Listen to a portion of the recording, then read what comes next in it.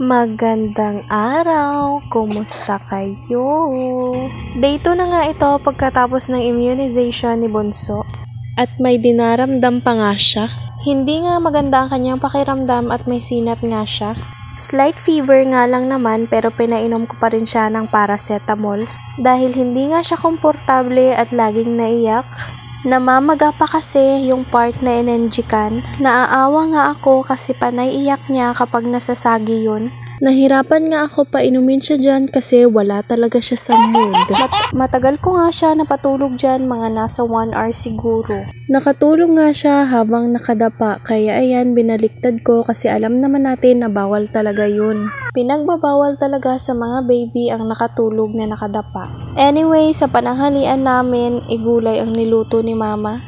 Lauoy nga ang tawag sa amin yan dito, sa inyo ba ano? Madahong gulay nga yan na may kalabasa at pritong isda.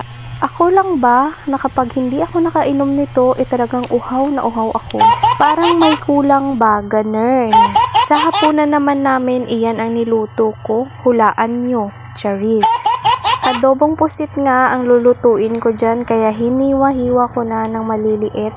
Saka ko tinanggal yan, hindi ko alam kung ang tawag dyan pero para siyang plastic kagaya ng kaibigan mo, charis.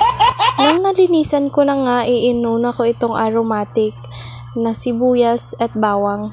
Tinusta ko lang yan at pinalabas ng amoy saka ko nilagay ang pusit.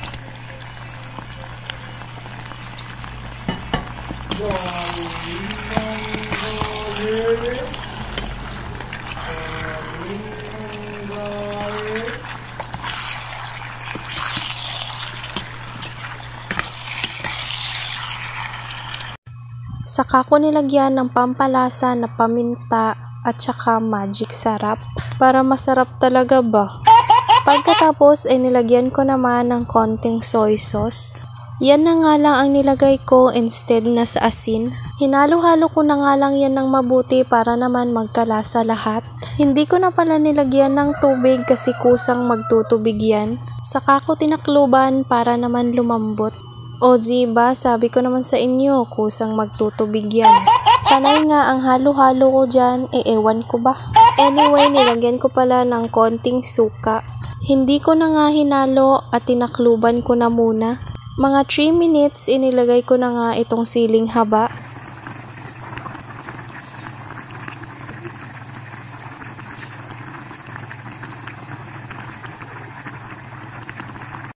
Nung medyo kunti na nga lang ang tubig niya, ayan, luto na. O siya, kain tayo mga mare at pare. Pagkatapos nga naming maghapunan, si Bunso naman agad kong inisikaso para patulugin na. Pero bago pa makatulog, nagkulitan muna sila ng kuya niya. Nag-e-enjoy na nga si kuya na gawin yan kasi nga tumatawa na ang kapatid niya. Peekaboo? Ay,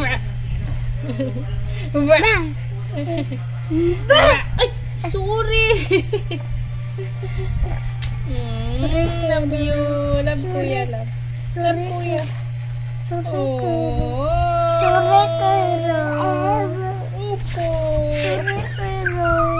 Sorry na daw. Love, love kuya. Love, love kuya. Love, love kuya. Okay na, okay na. Yan na. Pagkatapos nga ng kanilang kulitan, nakatulog na si Bunso at si kuya naman ay nanood naman ng tanggol. Magkasama nga sila ng mama Lanya. Siya, yun lang for today's video. Bye! Love you guys!